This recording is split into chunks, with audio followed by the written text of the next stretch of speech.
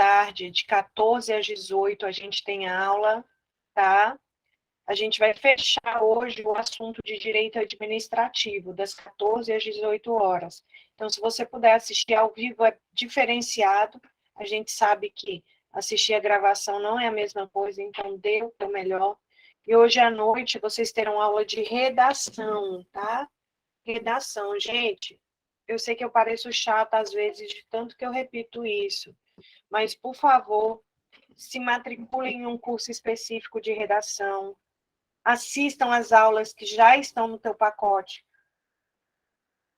A redação, ela faz toda a diferença em um concurso que a gente tem a presença dela. Então, por favor, façam redação. Ontem alguém me falou assim, Fernando, o salário é baixo do MP. Gente, o salário do MP eu não acho baixo. Eu não sei exatamente com todas as vantagens, mas eu acho que chega a 6 mil líquido. Chega a uns 6 mil reais líquido. Me corrija se alguém souber efetivamente. Porque pelo que está no edital, não dá para a gente saber, porque você vai agregando muita coisa, né? Tempo de serviço, enfim. Se eu não estou enganada, eu vi no edital que parece que é a partir de 3 mil e pouco. Não, Mona, no edital ele coloca o vencimento base, aí vai somando, entendeu? Aí o que eu estou falando é que tem outras gratificações que não estão previstas no edital, que no final das contas vai dar 5, 6 mil reais para nível médio. E o bom é que as vagas todas são para Santarém. E outra coisa Sério, boa... professora, eu pensei que fosse para outras cidades também. Não, para outras cidades são, se você escolher o polo de outras cidades. Aí você tem que ler direitinho o edital, onde é que você vai fazer a sua inscrição, tá?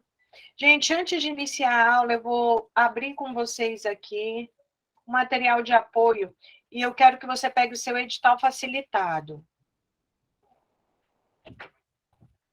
No domingo passado, nós iniciamos o nosso processo de aprendizagem da Lei 5.810, domingo passado. Quem não assistiu essa aula do domingo passado, tem que assistir urgente. Hoje é a aula 2. Dê uma olhada aqui para mim, por favor. Legislação, tá aqui, ó. Dentro de legislação estadual, a gente tem a Lei 5.810, né? Dentro de legislação estadual, nós temos a Lei 5.810. E aí, quando ele coloca aqui Lei 5.810, ele pede para a gente toda a lei. Ele não pontuou o que ele queria da 5.810. Mas dentro de direito administrativo, ele nos dá um norte daquilo que efetivamente a gente precisa saber. Deixa eu só colocar aqui rapidinho, olha aqui, ó. Quando ele coloca bem aqui, ó, cargo, emprego e função, provimento e vacância. Foi isso que nós vimos na aula passada. Deixa eu pegar aqui. Isso aqui que a gente viu na aula passada. A gente falou de cargo, emprego e função, provimento e vacância. Hoje, a gente vai dar continuidade e vamos trabalhar aqui, ó. Dê uma olhada. Sim. Sim. Sim. Nós vamos trabalhar essa parte bem aqui, ó. Efetividade, estabilidade, vitaliciedade, remuneração, direitos e deveres. E, se der tempo, a gente vai entrar em responsabilidade. E domingo, a gente fecha essa lei com o PAD, tá? Eu quero só lembrar vocês, já trabalhamos toda essa parte aqui, ó, de Estado, Governo e Administração, trabalhamos atos administrativos. Hoje à tarde a gente vai fazer uma super revisão de atos por meio de resolução de exercícios, tá? E hoje à tarde, que é de 14 às 18, vamos iniciar e concluir organização administrativa. Olha aqui, gente, dentro de direito administrativo, olha tudo que a gente já viu, né? Nesse mês de junho, nós vamos nos propor a terminar a parte geral. Para julho, só iniciar a parte específica. Vamos lá. Iniciando a aula de hoje, eu quero que você pegue para mim o artigo número 10, o artigo número 9. O artigo 9, ele vai falar, dentro da Lei 5.810, do concurso público. E aqui eu vou te chamar a atenção de alguns pontos. Fernanda, para que eu vou fazer concurso público? Para que eu possa ter acesso a um cargo ou emprego público. Para ter acesso a cargo, eu vou fazer um concurso junto a uma pessoa jurídica de direito público. O cargo é exclusivo de servidor, e servidor é aquele que trabalha para uma pessoa jurídica de direito público. E empregado público é aquele que trabalha para uma pessoa jurídica de direito privado, mas ambos, seja a pessoa de direito público ou de direito privado, no âmbito da administração, para ter acesso a cargo ou emprego, tem que ter concurso. O concurso é a exteriorização do princípio da impessoalidade. A administração não tem amigos. A administração não pode contratar quem ela quiser. A administração só pode contratar aqueles que, em pé de igualdade, concorram a determinadas vagas. O artigo 9, ele vai falar do concurso e ele vai dizer assim: como nós estamos trabalhando o regime jurídico, nós estamos trabalhando o regime de normas que orientam o desempenho da função do servidor. Aqui ele vai dizer acesso a cargo. A investidura em cargo de provimento efetivo vai depender de aprovação prévia em concurso público, e esse concurso vai ser de provas ou provas e títulos.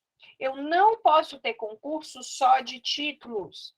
A investidura em cargo de provimento efetivo depende de aprovação prévia em concurso público de provas ou de provas e títulos, observado que dispõe o artigo 4º dessa lei.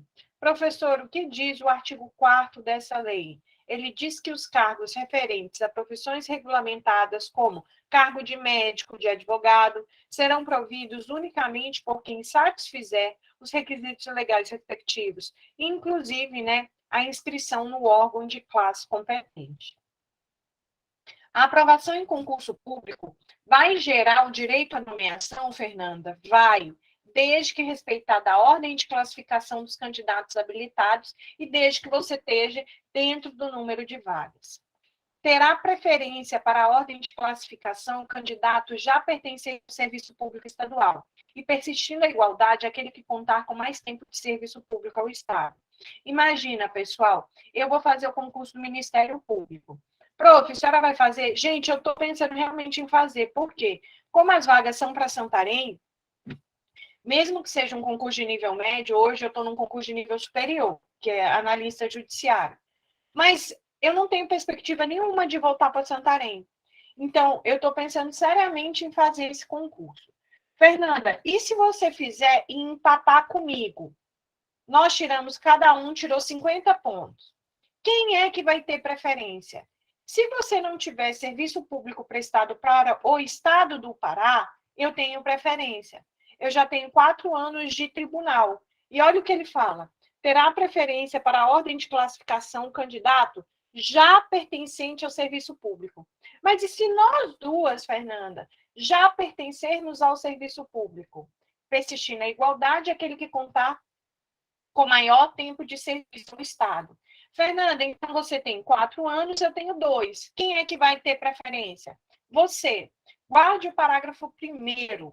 Terá preferência para a ordem de classificação o candidato já pertencente ao serviço público estadual. Prof, mas eu já trabalhei para o município, para a União, não importa. Se persistir essa igualdade 3 anos estadual, aí eu vou verificar o quê, pessoal? O maior tempo de serviço prestado ao Estado. Prof, e se nós duas tivermos 3 anos de serviço público ao Estado? O parágrafo 2º resolve a parada. Se ocorrer empate de candidato não pertencente ao serviço público do Estado, decidir-se-á em favor do mais idoso. Ok? Vou chamar a atenção mais uma vez para o parágrafo 1º. Terá preferência para a ordem de classificação um candidato já pertencente ao serviço público estadual, e persistindo essa igualdade, aquele que contar com maior tempo de serviço público ao Estado. Se ocorrer empate de candidato não pertencentes ao serviço público do Estado, decidir-se-á em favor do mais idoso. Guarde isso aqui. A instrumentação e execução dos concursos serão centralizadas na Secretaria de Estado de Administração. Gente, essa instrumentalização de concurso público dentro da Secretaria de Estado de Administração vai ocorrer dentro do Poder Executivo. Se o concurso é para o Poder Executivo, a instrumentação e execução do concurso será centralizado na Secretaria de Estado de Administração, no âmbito do Poder Executivo e nos órgãos competentes do Legislativo, Judiciário, do próprio Ministério Público e do Tribunal de Contas. O conteúdo programático para preenchimento de cargo técnico de nível superior poderá ser elaborado pelo órgão solicitante do concurso. O concurso público será realizado obrigatoriamente. Errado, olha para cá. O concurso público será realizado preferencialmente na sede do município ou na região onde o cargo será provido. Fica assegurado a fiscalização do concurso público em todas as suas fases pelas entidades sindicais representativas de servidores públicos. As provas serão avaliadas na escala de 0 a 10 pontos e, aos títulos, quando afins, serão atribuídos no máximo 5 pontos. Não pode passar de 5 pontos os títulos. As provas de título, ela é eliminatória? Não tenho nenhum título, professora. Não. Prova de título, grave essa informação. Prova de título, ela terá caráter meramente classificatório. Ninguém pode ser eliminado porque não tem título. Ninguém pode ser eliminado porque não tem título. Olha lá. O edital do concurso público disciplinará os requisitos para inscrição, o processo de realização, os critérios de classificação, o número de vagas, os recursos e a homologação. Quer me deixar irritada, gente? Ou qualquer professor de concurso público, é você vir perguntar alguma coisa que está escrito dentro do edital. Quer me deixar braba? É um aluno vir me perguntar alguma coisa que está no edital. Por quê, Fernanda? Porque antes de qualquer coisa, você tem que ler o edital. Você tem que conhecer as regras do jogo que você vai jogar. Se você ainda não leu com muito carinho o seu edital, tudo, exatamente tudo a respeito do seu concurso está dentro do edital. O edital do concurso vai disciplinar requisitos para inscrição, o processo de realização, critérios de classificação, o número de vagas, os recursos e a homologação. Na realização dos concursos serão adotadas as seguintes normas gerais. Não se publicará edital na vigência do prazo de validade de concurso anterior, para o mesmo cargo, se ainda houver candidato aprovado e não convocado para investidura, ou enquanto houver servidor de igual categoria em disponibilidade. Poderão inscrever esses candidatos com até 69 anos de idade. Eu vou te chamar a atenção desse dispositivo aqui. Por que desse aqui? Gente, essa lei ela é de 1994. Toma cuidado. Essa lei ela foi baseada nas normas constitucionais previstas em 94. Só que nós passamos por reformas na nossa Constituição, e uma dessas reformas foi a alteração para a aposentadoria compulsória. Até, pessoal, o estabelecimento dessa lei, a Constituição dizia que o sujeito, ao completar 70 anos de idade, automaticamente seria aposentado compulsoriamente. Ou seja, completou 70, estaria o quê? Aposentado. Professora, por que então nós tínhamos uma regra de que o candidato só podia se inscrever até 69? Porque aos 70 ele ia ser aposentado automaticamente. Porém, todavia, entretanto, a Constituição ela foi alterada e hoje a aposentadoria compulsória se dá aos 75 anos de idade. Porém, a lei ainda não foi alterada formalmente, na forma. Mas se hoje você for no Ministério Público, As pessoas que lá trabalham serão aposentadas compulsoriamente aos 70 ou 75, professora? Aos 75. Mas a lei não foi alterada. Mas a norma constitucional, que é o instrumento normativo máximo do nosso Estado, já foi alterada. Então, materialmente falando, a 5.810 também foi alterada. Só que não foi alterada na sua forma. Professor, então, pode se inscrever na prática para concurso público quem tiver até 74 anos de idade. E se cair na prova, Fernanda, dificilmente esse dispositivo cai na prova. Se cair na prova e ele colocar 69, você marca correto, porque é o que está escrito na lei. Agora, e se ele colocar 74, pode marcar também correta, porque é o que está descrito na Constituição e é o que vale efetivamente na prática.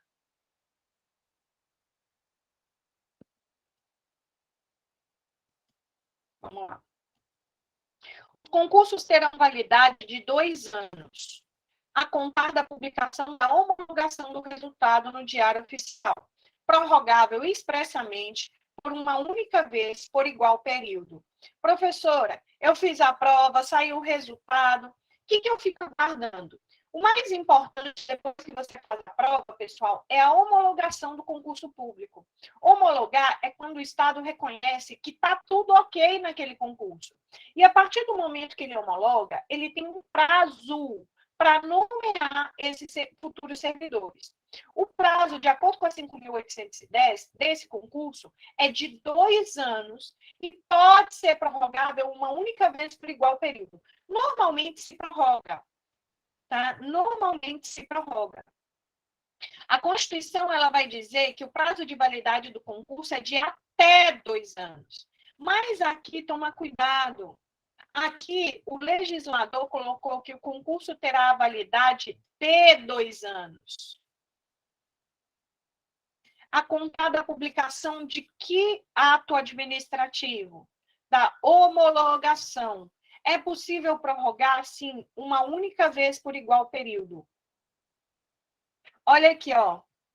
Aqui ele foi alterado em 2007. Ainda bem que essa lei ela é bem atual. E aqui ele alterou justamente conforme descrito na Constituição. Os concursos terão a validade de até 2 anos, olha lá, a contar da publicação da homologação do resultado no Diário Oficial, prorrogável uma única vez por igual período. Então, a gente vai riscar o item 3 e vamos levar para a nossa prova a nova redação do texto. Os concursos terão a validade de até 2 anos, ou seja, se no edital tiver escrito assim, tem validade de 1 ano, beleza. E se eu quiser prorrogar, só pode ser prorrogado por 1 ano, igual período. 1 ano e meio, 1 ano e 8 meses, pode. O que não pode ser ultrapassado 2 anos, ok? Olha lá, tem que ser observado, nova redação, comprovação no ato da posse, não é no ato da sua nomeação, os requisitos previstos no edital. Fernanda, ainda não com diploma de nível superior. Você só tem que provar o diploma de nível superior, se você for fazer para cargo de nível superior, no ato da posse. Comprovação no ato da posse dos requisitos previstos no edital. Comprovação no ato do quê, senhores? Da posse. A posse é a investidura em cargo público. Se ele te perguntar o que é a posse, você anota aí. A posse é a investidura em cargo público. A posse é a investidura em cargo, emprego ou função pública. Olha lá. Aí ele coloca aqui, ainda sobre as regras do concurso. Participação de um representante do sindicato de trabalhadores ou do Conselho Regional da Classe das categorias afins na comissão organizadora do concurso público ou do processo seletivo. Será publicada uma lista geral de classificação, tendo todos os candidatos aprovados e, paralelo e concomitante, uma lista própria para os candidatos que concorrerem às vagas reservadas aos deficientes. Eu vou ter aqui, ó, uma lista geral dos sindicatos, contendo todos os candidatos aprovados e, de maneira paralela e concomitante, a lista própria para os candidatos que concorrem às vagas das pessoas com deficiência. Olha lá, os candidatos com deficiência aprovados e incluídos na lista reservada aos deficientes serão chamados e convocados alternadamente a cada convocação de um dos candidatos chamados da lista geral, até o preenchimento do percentual reservado às pessoas com deficiência no edital do concurso. Nós vamos ter uma equipe multiprofissional que vai avaliar a compatibilidade entre as atribuições do cargo e a deficiência do candidato durante o estágio probatório. A administração proporcionará aos portadores de deficiência, olha aqui essa palavrinha, é de 1994 essa lei, hoje a gente nem usa mais essa expressão, né? A administração proporcionará às pessoas com deficiência condições para participação em concurso público de provas ou de provas e títulos. Às pessoas portadoras de deficiência é assegurado o direito de inscrever-se em concurso público para provimento de cargo cujas atribuições sejam compatíveis com a deficiência de que são portadoras, as quais serão reservadas até, não é 20%, até 20% das vagas oferecidas no concurso. Ok? Posse. Posse é o ato de investidura em cargo ou função gratificada. Posse é o ato de investidura em cargo público ou função gratificada. Fernanda, eu vou ter posse na nomeação, eu vou ter posse na readaptação. Aqui, ele vai querer de você em qual ato de provimento não tem posse de acordo com a lei. Não haverá posse no ato de provimento de promoção e da reintegração. Memoriza isso aqui. Não haverá posse nos casos de promoção e reintegração. Não haverá posse nos casos de promoção e de reintegração. São requisitos cumulativos para a posse em cargo público. Visto isso anteriormente.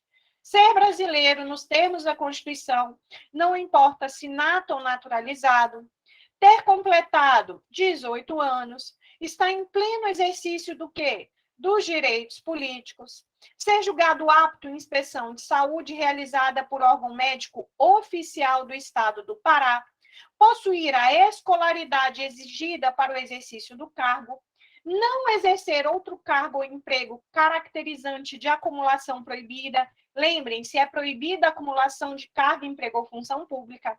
Você deve declarar expressamente que não exerce nenhum cargo, emprego ou função pública.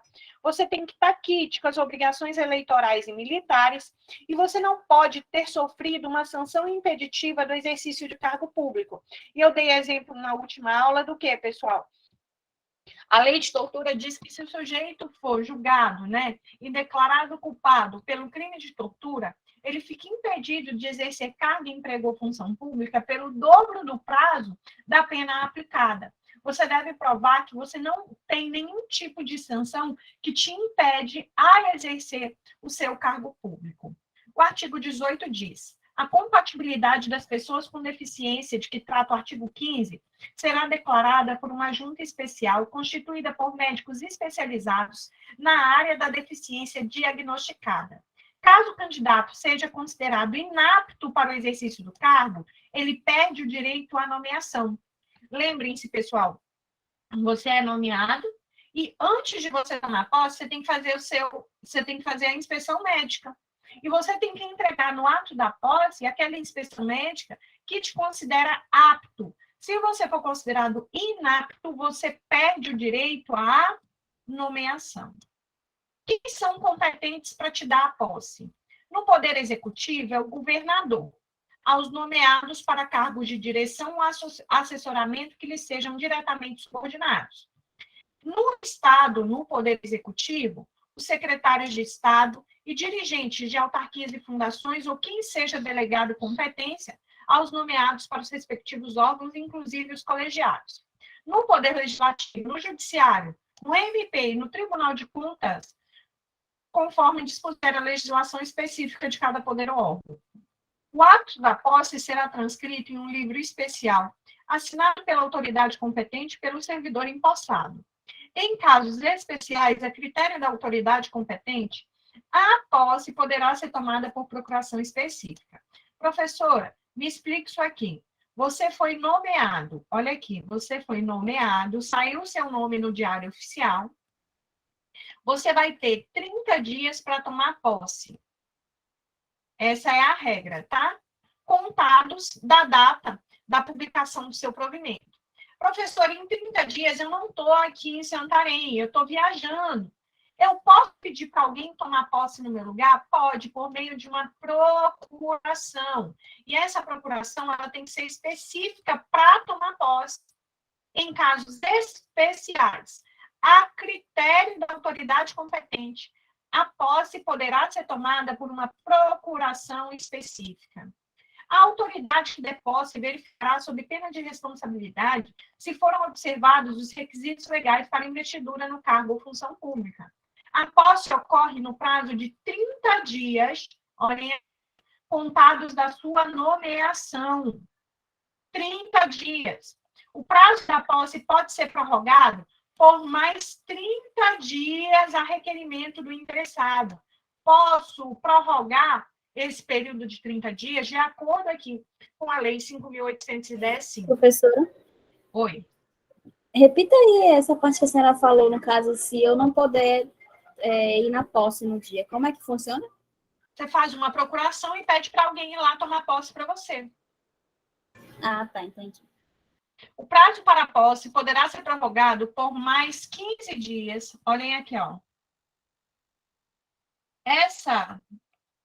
Eu vou chamar a atenção para a nova redação. Esqueça o que eu falei aqui no parágrafo 1º, que eu disse que poderia ser prorrogado por mais 30. A gente tem uma alteração legislativa de 2007 que diz assim: o prazo para a posse poderá ser prorrogado por mais 15 dias. Vamos lá. A posse se dá o quê? 30 dias contados do ato de provimento. 30 dias contados da nomeação. Esse prazo pode ser prorrogado? Pode, por mais 15 dias. O prazo para a posse poderá ser prorrogado por mais 15 dias, em existindo necessidade comprovada para o preenchimento dos requisitos para a posse, conforme o juízo da administração. Olha lá, o prazo do servidor em férias, em licença ou afastado por qualquer outro motivo legal, será contado do término do impedimento. Lembra que nos outros casos de provimento, por exemplo, readaptação, eu vou ter posse? Se o sujeito que pediu a readaptação tiver em férias, licença ou afastado, esses 30 dias começam a contar a partir do término do impedimento. Acabou a férias, licença ou afastamento. E se a posse não ocorrer? O sujeito nomeado não tomar posse, Fernanda. Esse ato de provimento, essa nomeação, será tornado sem efeito. No ato da posse, o servidor vai apresentar, isso aqui cai muito, gente, olha para cá. No ato da posse, o servidor apresentará declaração de bens e valores que constituam o seu patrimônio e a declaração quanto ao exercício ou não de outro cargo, emprego ou função pública. Você vai ter que apresentar no ato da posse, além de tudo aquilo que eu falei, declaração de bens e valores. Ao interessado é permitida a renúncia da posse. Ah, Fernanda, você foi nomeado hoje, tá? Fui nomeado hoje. Ah, mas eu não quero tomar posse hoje. Você entra para o final da fila. Olha lá. Ao interessado é permitida a renúncia da posse no prazo legal, sendo garantida a última colocação dentre os classificados no correspondente concurso público. Se para você não foi interessante naquele momento tomar posse, pessoal, aí o que você vai fazer? Vai pedir para ser colocado no último lugar da fila. De tudo o que eu falei, vamos lá. A posse é a investidura em cargo ou função gratificada. Não será preciso tomar posse em casos de promoção e reintegração. Não é preciso tomar posse em casos de promoção e reintegração. A posse se dará em 30 dias contados do ato de nomeação. Eu posso tomar posse por meio de uma procuração específica?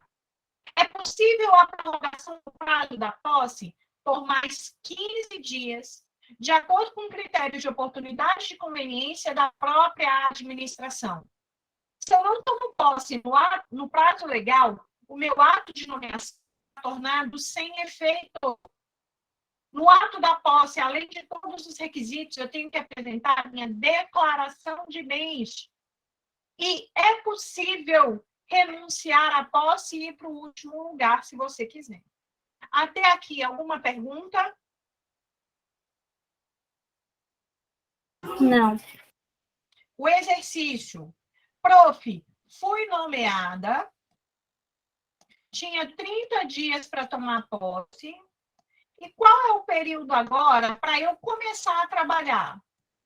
Se eu tomei posse hoje, eu já posso começar a trabalhar hoje? Pode, mas se eu não quiser? A lei diz que você tem um prazo, pessoal, de 15 dias. Exercício é o efetivo desempenho das atribuições e responsabilidades do cargo. Compete ao titular do órgão, para onde for nomeado o servidor, dar-lhe o exercício. O exercício terá início dentro do prazo de 15 dias, contados da data da posse, no caso, se você tiver sido nomeado, ou a publicação oficial do ato nos demais casos, como a readaptação, ok? Olha lá o parágrafo 1º, que foi alterado pela redação de 2007, diz assim: os prazos para posse, para posse não, para o exercício pode ser prorrogado, prof? Os prazos poderão, sim, ser prorrogados mais quantos dias? 15 dias, e existindo necessidade comprovada para o preenchimento dos requisitos para a posse, conforme juízo da administração. Fernanda, se eu fui nomeado e não tomo posse, o que acontece? O ato de nomeação será tornado sem efeito. Vou falar de novo. Fui nomeado e não tomei posse, o ato de nomeação será tornado sem efeito. Fui nomeado, tomei posse, mas não entrei em exercício. O que acontece? Você vai ser exonerado. Prof, repete para mim, por favor, olha para cá. Fui nomeado, olha para cá, e não tomei posse. O que acontece? Minha nomeação será tornada sem efeito. Segunda situação, fui nomeado, tomei a posse e não entrei em exercício. O que vai acontecer? Eu vou ser exonerado. Será exonerado o servidor empossado que não entrar em exercício nos prazos previstos neste artigo. O servidor poderá ausentar-se do Estado para estudo ou missão de qualquer natureza, com ou sem vencimento, mediante prévia autorização ou designação do titular do órgão em que servir. O servidor autorizado a afastar-se para estudo em área de interesse do serviço público fora do Estado do Pará, com ônus para os cofres públicos, ou seja, recebendo do Estado, deverá sequentemente prestar serviço por igual período. Você ficou afastado para estudo, por exemplo, por 2 anos. Você não pode sair do Estado nos próximos 2 anos que terminou a sua licença, porque você causou ônus para os cofres públicos, e é isso que diz o 27. O servidor autorizado a afastar-se para estudo em área do interesse do serviço público fora do Estado do Pará, com ônus para os cofres do Estado, deverá sequentemente prestar serviço por igual período ao Estado. O afastamento do servidor para participação em congressos e outros eventos culturais, esportivos, técnicos e científicos será estabelecido em um regulamento. O servidor preso em flagrante. Eita, o 29 é bonito. Olha para cá, para cair. O servidor foi preso em flagrante. Prisão em flagrante. Pronunciado. Houve uma sentença de pronúncia. Foi denunciado por um crime de natureza administrativa. Ou ele foi condenado por um crime inafiançável. Eu vou te chamar de novo a atenção e te dar exemplos aqui. Vamos lá. Preso em flagrante delito. Cometeu um crime e foi preso em flagrante. Aqui ele não diz qual crime. Você foi preso em flagrante. Pronunciado. O que é uma pronúncia, Fernanda? Gente, em crimes dolosos contra a vida, quem é responsável pelo processo e julgamento de crimes dolosos contra a vida é o tribunal do júri. Mas o processo e julgamento junto ao tribunal do júri, ele tem duas fases. A primeira, o juiz de primeiro grau, o juiz singular, que vai fazer o quê? O que está acontecendo lá no caso do Jairinho. Aquele primeiro momento, gente, aquelas audiências que estão ocorrendo para ouvir o réu, para ouvir testemunhas, ela é a primeira fase desse processo tão complexo que é o processo de julgamento de crimes dolosos contra a vida. Ao final daquelas audiências, aquela juíza vai dizer assim: existem indícios de autoria e de materialidade realmente. Então, o que eu vou fazer? Eu vou pronunciar esse réu. A sentença de pronúncia é o aval dado pela juíza de primeiro grau para que o processo vá para o tribunal do júri. Nós não temos, pessoal, em um processo de crime doloso contra a vida, o quê? Um sujeito que vai direto para o tribunal do júri. A pronúncia é esse primeiro momento em que o juiz singular vai dizer: agora existe indícios fortes de autoria e de materialidade, então eu vou mandar para o tribunal do júri processar e julgar.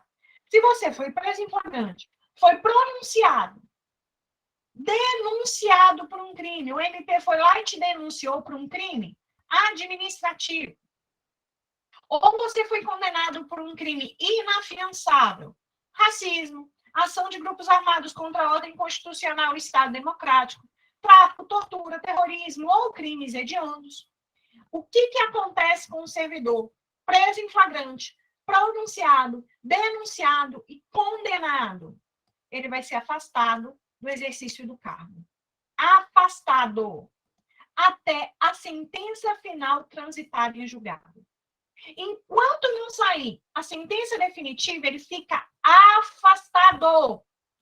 Durante esse afastamento, o servidor vai receber, professora, 2/3 do vencimento. 2/3. Prof, será que eu vou lembrar isso daqui até o dia da minha prova? Ô, gente, a professora está batendo na tecla para que você possa entender. O diferencial do nosso projeto de aprovação não é a professora vir igual uma louca varrida passando conteúdo para você. É fazer com que você jamais esqueça as informações que vocês estão recebendo. É por isso que a gente está fazendo processos contínuos de repetição. Confie em mim, se você continuar no projeto, eu garanto, eu não vou deixar você esquecer essas informações. Durante esse período de afastamento, o servidor que foi preso em flagrante, pronunciado, denunciado, condenado, enquanto não sobrevier uma sentença final transitada em julgado, ele vai ficar recebendo 2/3 do vencimento ou remuneração, tendo direito a essa diferença se ele for absolvido. Se ele for absolvido, ele recebe o que ele deixou de receber. Durante o afastamento, o servidor perceberá esses 2/3, mas vai ser excluída as vantagens devidas em razão do efetivo exercício do cargo, tendo direito à diferença se ele for o quê? Absolvido. Beleza? Olha lá, guarda isso aqui. Durante o afastamento, o servidor perceberá 2/3 da remuneração, só que não vai entrar aquelas vantagens que ele recebe por estar efetivamente exercendo o cargo, tendo direito à diferença se ele for absolvido. Beleza? Olha o que diz o parágrafo 2º. Em caso de condenação, Fernanda, veio a condenação e já foi transitada em julgado. Em caso de uma condenação criminal transitada em julgado, não determinante da demissão, continuará o servidor afastado até o cumprimento total da pena, com direito a 1/3 do vencimento ou da remuneração, excluídas as vantagens devidas em razão do efetivo exercício do cargo. Houve o trânsito em julgado. E essa condenação não teve nada a ver com demissão. Aí ele vai ficar recebendo o quê? 1/3. 1/3. Excluídas as vantagens. Guardaram isso aqui? Até a sentença final, transitado em julgado, ele recebe 2/3.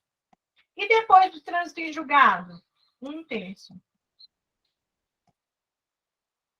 Gente, porém, toma cuidado, não é em qualquer crime, porque o Código Penal ele deixa claro que se você receber uma condenação de até tantos anos, você pode perder o seu cargo, independentemente da natureza dessa condenação. Mas vamos focar aqui no que diz o artigo, letra fria de lei. Vou voltar no 27 mais uma vez. O servidor autorizado, não, 27 não, 28, 29. O servidor preso em flagrante, pronunciado por crime comum, denunciado por crime administrativo ou condenado por um crime inafiançável, será afastado do exercício do cargo até a sentença final transitada em julgado. Durante esse afastamento, ele vai perceber 2/3. Em caso de condenação com trânsito em julgado, que não foi determinante da demissão, se foi determinante, ele não recebe nada. Se foi determinante, ele recebe 1/3. Vamos lá, olha o que diz o artigo 30 e o 31. O servidor da administração direta, das autarquias e fundações, ou do Poder Legislativo e do Judiciário, olha aqui, do MP, que é o que nos interessa, e dos tribunais de conta, diplomados para o exercício de mandato eletivo, olha lá, aplica-se o disposto no título 3, capítulo 5, seção 7 dessa lei, que vai ser o quê? Vai ficar afastado do cargo. E aí acabou o mandato, ele volta. O servidor, no exercício de cargo de provimento efetivo, mediante a sua concordância, poderá ser colocado à disposição de qualquer outro órgão da administração direta ou indireta, com ou sem ônus para o Estado, desde que observada a reciprocidade. Fechamos aqui esse capítulo. Até aqui eu lhe pergunto, alguma dúvida? Tranquilo? Eu vou te dar exatamente, olha aqui, 20 minutos para você fazer o que você tiver que fazer, olhar seu filho, dar o café da manhã, porque aqui em casa eu vou ter que fazer isso agora, 20 minutinhos. E nós vamos retornar às 10h50, mais ou menos, e dando andamento nos outros artigos, tá bom? Beleza?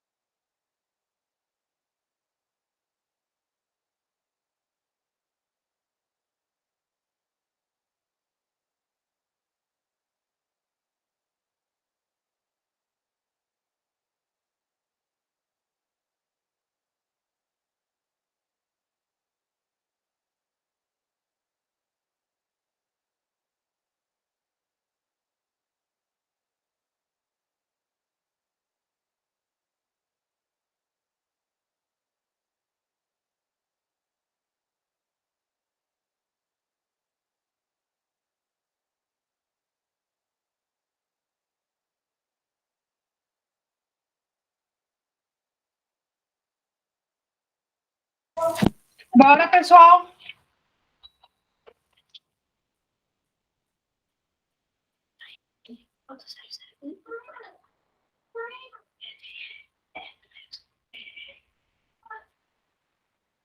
Suzy, ainda não sei, porque não apareceu nada, a priori. Estou dando aula agora, eu só vou poder olhar depois que eu terminar de dar aula, meio-dia.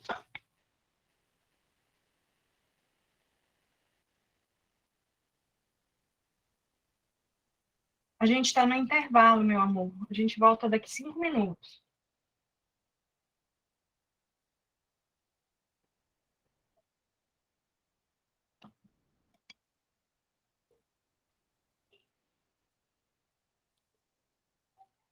Bora voltar, pessoal? Tá todo mundo aí?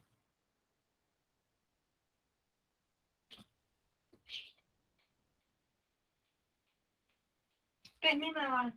Ajeita daqui a pouco. Fecha aí, fecha a porta. Bora, pessoal, vocês estão aí? Dá um oi para mim.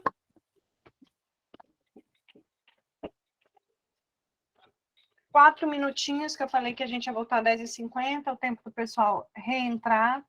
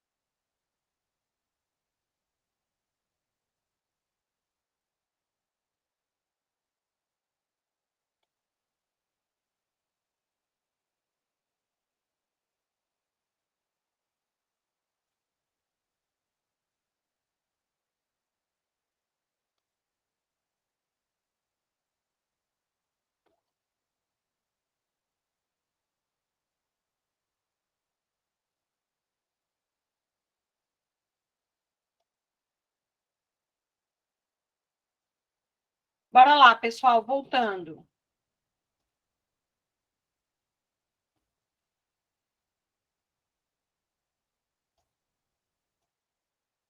Vamos falar agora do estágio probatório. Posso começar? Diz o artigo 32, acompanhe, por favor. Ao entrar em exercício, o servidor nomeado para o cargo de provimento efetivo ficará sujeito a estágio probatório pelo período de 3 anos, durante os quais a sua aptidão e capacidade serão objeto de avaliação para desempenho do cargo, observados os seguintes fatores. Primeiro, o período do estágio probatório é 3 anos, contados de que momento, professora?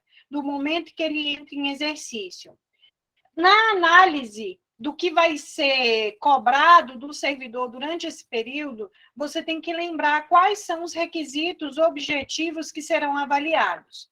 Assiduidade, disciplina, capacidade de iniciativa, produtividade e responsabilidade. São 5 requisitos objetivos que serão avaliados durante o período do estágio probatório. Aí ele vai colocar numa prova. Dentre estes são requisitos do estágio probatório. Análise de avaliação de quê? Assiduidade, falem comigo. Assiduidade, disciplina, capacidade de iniciativa, produtividade e responsabilidade. De novo, ao entrar em exercício, o servidor nomeado para o cargo de provimento efetivo ficará sujeito a estágio probatório pelo período de quanto tempo? 3 anos, durante os quais a sua aptidão e capacidade serão objetos de avaliação. Para o desempenho do cargo, observados os seguintes fatores. 1. Assiduidade, disciplina, capacidade de iniciativa, produtividade e responsabilidade. 4 meses antes de acabar o estágio probatório, foquem nesse período aqui. Antes de finalizar o estágio, só um minutinho, o servidor será submetido à homologação da autoridade competente para avaliação de desempenho do servidor, realizada de acordo com o que dispuser a lei ou o regulamento do sistema de carreira, sem prejuízo da continuidade de apuração dos fatores enumerados no inciso 1 a 5 deste artigo. Por mais que você tenha vencido o estágio probatório, você vai continuar sendo avaliado por assiduidade, disciplina, capacidade de iniciativa, produtividade e responsabilidade. O servidor não aprovado no estágio será exonerado, observado devido ao processo legal. O disposto no caput deste artigo não se aplica aos servidores que já tenham entrado em exercício na data da publicação dessa lei, que se sujeitam ao regime anterior. O término do estágio probatório importa automaticamente no reconhecimento da estabilidade de ofício. Você não vai precisar entrar com um processo para se tornar estável. É automático. Você concluiu o estágio probatório, passou pelo estágio probatório, a sua estabilidade lhe será conferida de ofício. O servidor estável, aprovado em outro concurso público, fica sujeito a estágio probatório no novo cargo. Ficará dispensado do estágio probatório o servidor que tiver exercido o mesmo cargo em que tenha sido avaliado. Daqui, estágio probatório e estabilidade, eu não posso deixar de lembrar o que diz o 32, novamente em voz alta. Ao entrar em exercício o servidor nomeado para o cargo de provimento efetivo, ficará sujeito a estágio probatório pelo período de 3 anos, durante os quais a sua aptidão e capacidade serão objetos de avaliação para o desempenho do cargo, observados os seguintes fatores. 1. Assiduidade, disciplina, capacidade de iniciativa, produtividade e responsabilidade. Assiduidade, disciplina, capacidade de iniciativa, produtividade e responsabilidade. Quais os critérios serão avaliados durante o período do estágio probatório? Assiduidade, disciplina, capacidade de iniciativa, produtividade e responsabilidade. 4 meses antes de finalizar o estágio probatório, será submetida à homologação da autoridade competente a avaliação de desempenho do servidor público. Se ele não passa no estágio probatório, será ele o quê, pessoal? Exonerado. Alguém tem alguma dúvida nesse capítulo que trabalha o estágio probatório?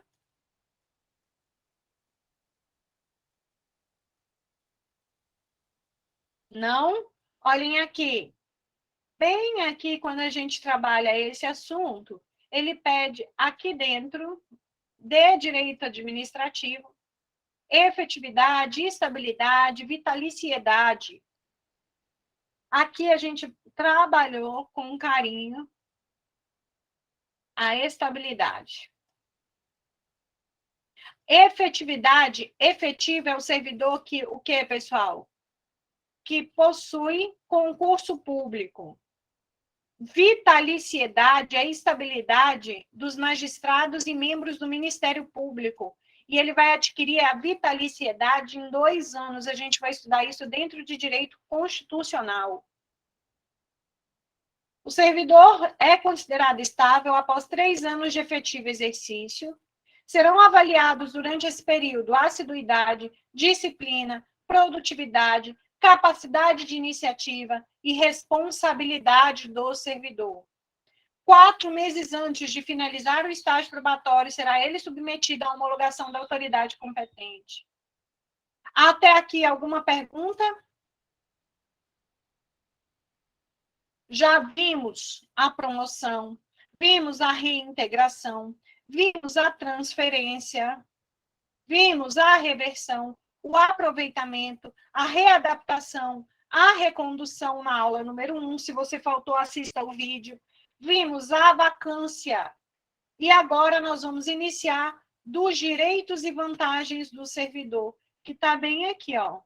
Direitos e deveres dos servidores.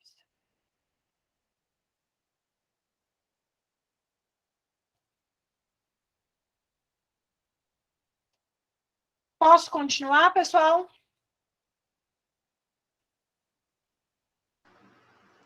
Vamos lá, artigo 63. Os primeiros itens que a gente vai trabalhar se refere a direitos. E a gente vai iniciar agora da duração do trabalho. Qual é a duração do trabalho do servidor público civil do Estado do Pará? A duração da jornada de trabalho será de 6 horas ininterruptas. Regra, 6 horas ininterruptas, salvo as jornadas especiais estabelecidas em lei. A regra é as 6 horas. Temos exceções? Temos.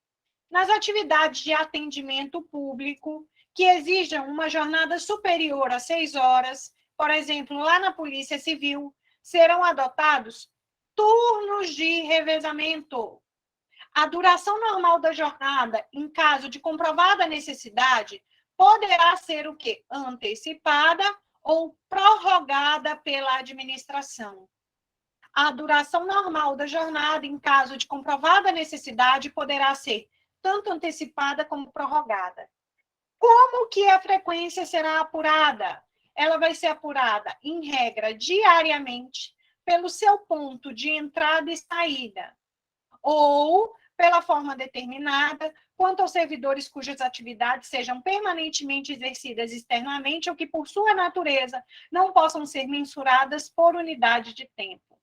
Na antecipação ou prorrogação da duração da jornada de trabalho, será também remunerado o trabalho suplementar, ou seja, a hora extra, na forma prevista neste estatuto. O servidor ocupante de um cargo comissionado, independentemente de jornada de trabalho, atenderá às convocações decorrentes da necessidade do serviço de interesse da administração. Se você exerce um cargo comissionado, você tem que estar à disposição da administração. Aqui, o que me interessa é o artigo 63. A duração da jornada diária de trabalho será de quanto tempo? De 6 horas ininterruptas, salvo jornadas especiais estabelecidas em lei.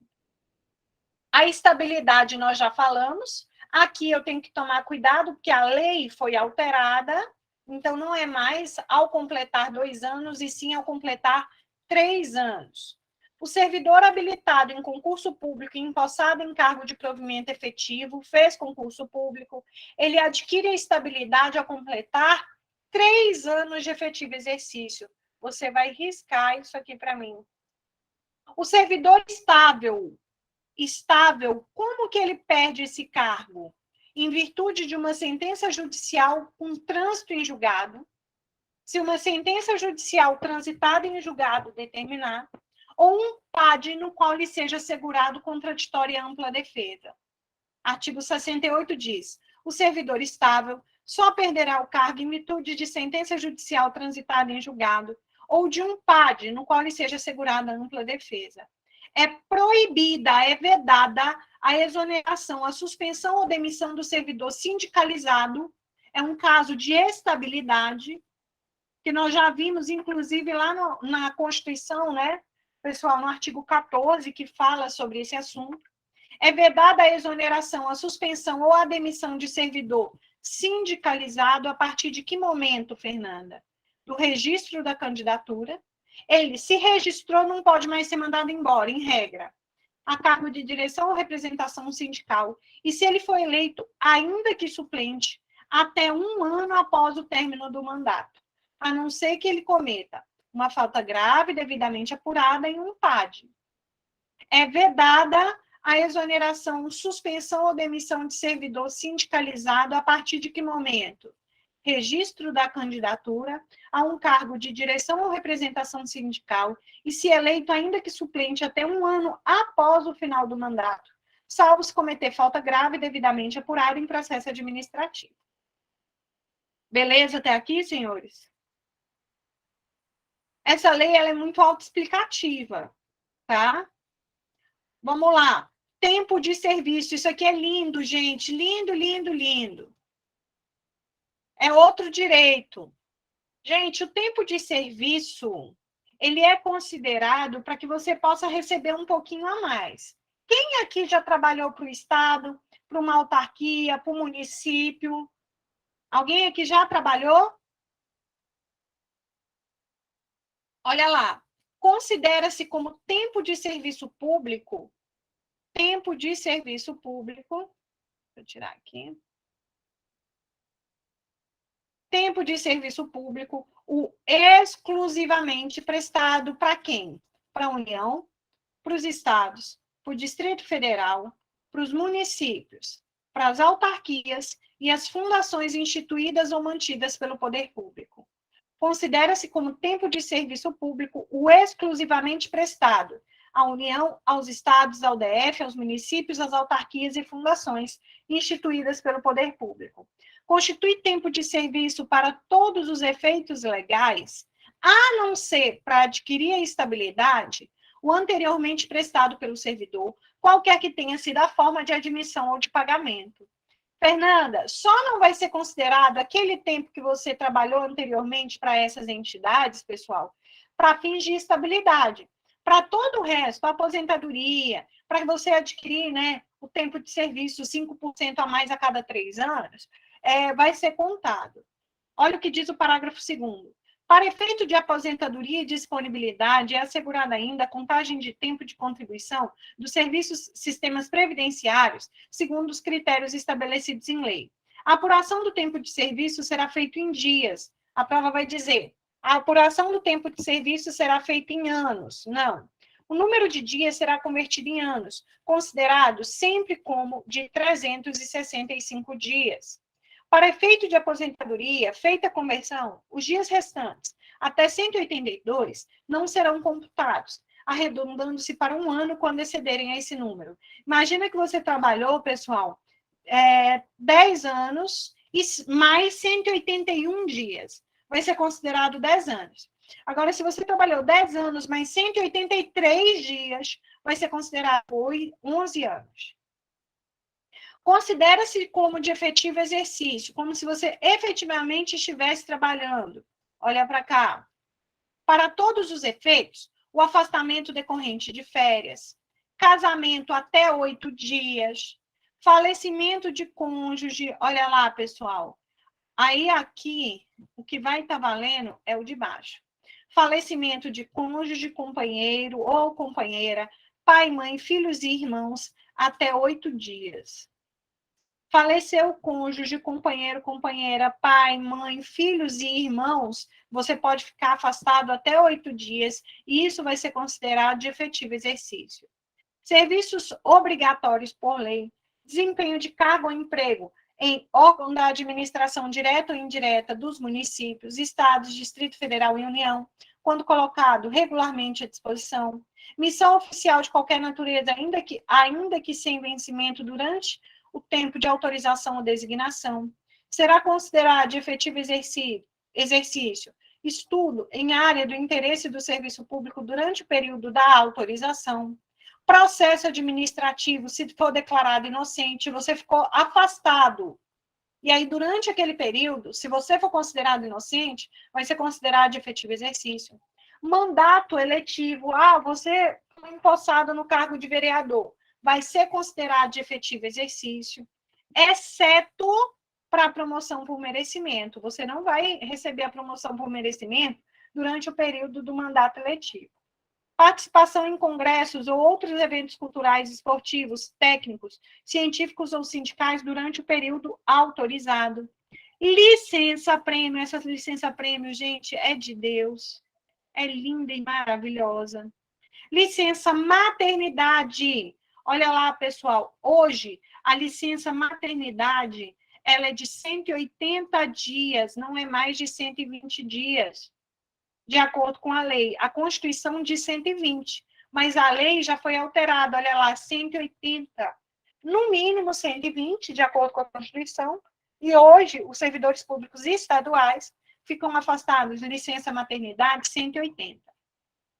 Licença paternidade, licença para tratamento de saúde, licença por motivo de doença em pessoa da família, faltas abonadas, seu chefe abonou uma falta, no máximo de 3 ao mês, doação de sangue, um dia para doar sangue, e o desempenho de mandato classista. Todas essas licenças, essas situações, são considerados de efetivo exercício. Olha lá, pessoal, será contado em dobro o tempo de serviço prestado às Forças Armadas em operações de guerra. As férias e a licença-prêmio serão consideradas em dobro para efeito de aposentadoria a partir da expressa renúncia do servidor. Renunciou suas férias. Aí, esse período de 30 dias vai ser considerado para efeito de aposentadoria como 60 dias.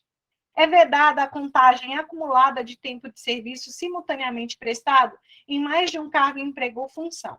Em regime de acumulação legal, o Estado não contará o tempo de serviço do outro cargo ou emprego para o reconhecimento de vantagem pecuniária. Aqui, senhores, tempo de serviço. Ele vai perguntar assim na prova.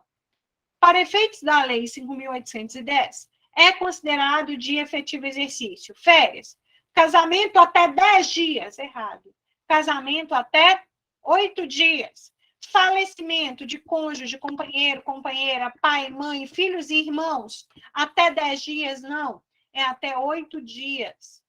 Serviços obrigatórios por lei, desempenho de cargo ou emprego em órgão da administração direta ou indireta, se você tiver sido colocado regularmente à disposição, missão oficial de qualquer natureza, ainda que sem vencimento durante o período de autorização ou o período de designação, estudo em área de interesse do serviço público durante o período da autorização, desempenho de mandato eletivo, efetivo exercício, processo administrativo, se você for declarado inocente, participação em congresso quando for autorizado, período que você tiver de licença-prêmio é considerado para efetivo exercício, licença maternidade, efetivo exercício até 180 dias, licença paternidade, licença para tratamento de saúde, licença por motivo de doença em pessoa da família, as faltas abonadas até o máximo 3 por mês, doação de sangue,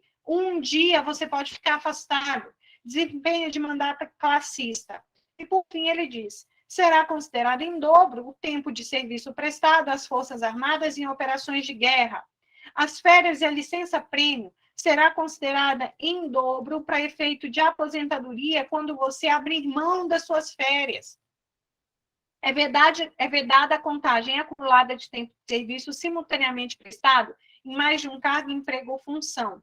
Em regime de acumulação legal, o Estado não contará o tempo de serviço do outro cargo ou emprego para o reconhecimento da vantagem pecuniária.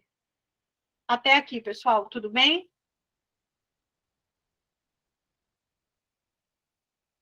O que eu vou pedir agora? Você, antes de terminar, você vai ler para mim o artigo 74, todinho, o artigo 77 até o artigo